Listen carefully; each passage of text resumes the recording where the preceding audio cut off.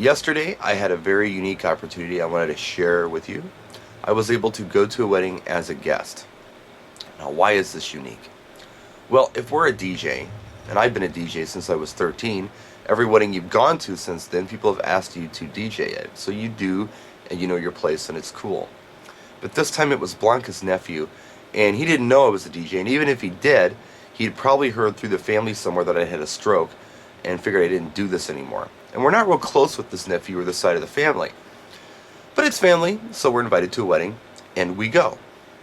A couple things I want to say before I talk about my experience as a wedding guest. First of all, the DJ that was there, that's another story in another video, and I'll talk about that in the next vlog.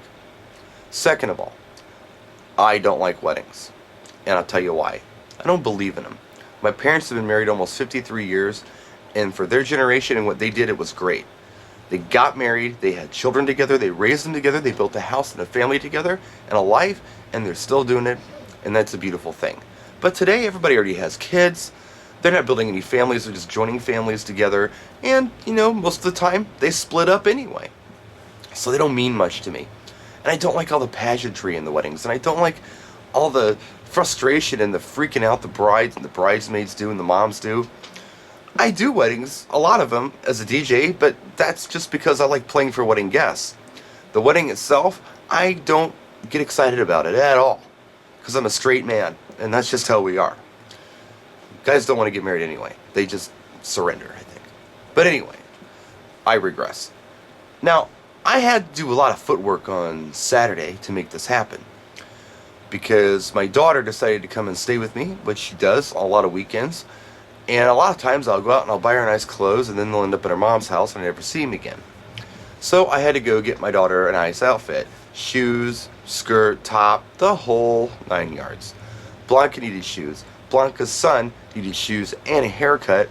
And we had some other running around to do as well. So Saturday was like a 10 in the morning until a 10 o'clock at night deal, running around constantly.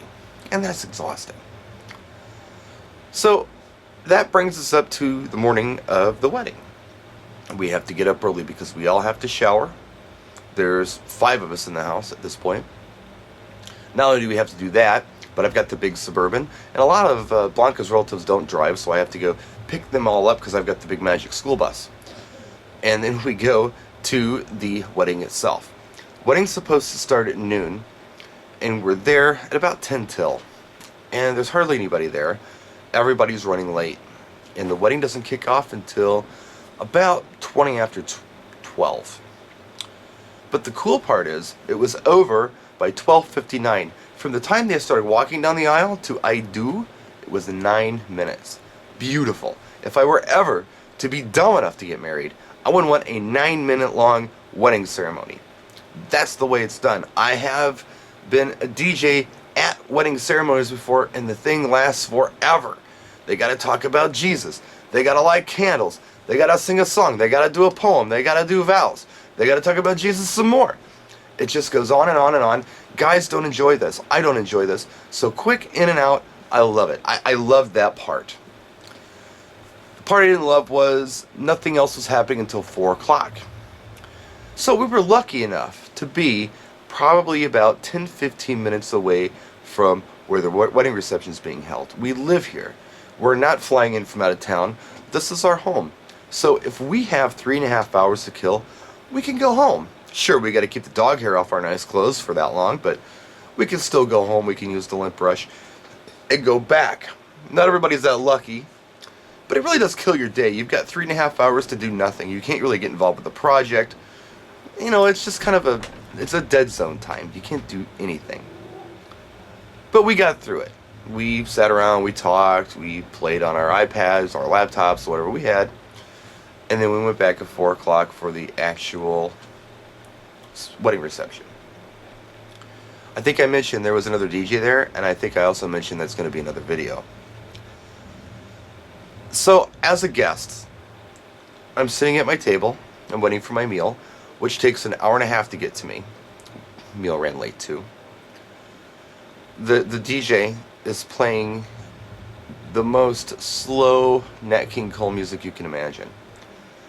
And we're all tired because we've had a long weekend so far. And You know, I would have appreciated some up-tempo jazz or something. I mean, this guy was so unconcerned with what he was playing. I heard a Christmas song, Chestnuts Roasting on an Open Fire. He was paying no attention. It was Nat King Cole, so it was dinner. But, yeah, so we were pretty sleepy. And to make a long story short, the meal was fine. It was late, but it was fine. And we got out of there, I guess at about 10 o'clock on a Sunday. But it was interesting to be able to go through this and experience what most guests might feel. So I'm going to take this and think about it when I'm helping a bride and groom organize their wedding. Not just the reception, but I can give them suggestions for all kinds of stuff. And the other thing that I'm thinking, I think this is the case a lot of times. I think there are a lot of weddings around noon, a lot of receptions around 4 or 5. What could we do? What service could we offer that could fill that gap? So people didn't feel like they had to go away. Because the whole wedding party is going somewhere for photos. They're not even sticking around. What could we do? What kind of service could we provide? It's almost like there should be something for the kids because they're going nuts. And then something for the adults. But not anything where they got to put a lot of thought into it. I'm not thinking karaoke or anything like that. What could we do? How would a photo booth work in some kind of bar area? Or maybe just some fun kid games and coloring books? What do you think of that idea? Just a thought. Anyway, next video I post, I'll be talking about that DJ, and I made notes. Practice and enjoy.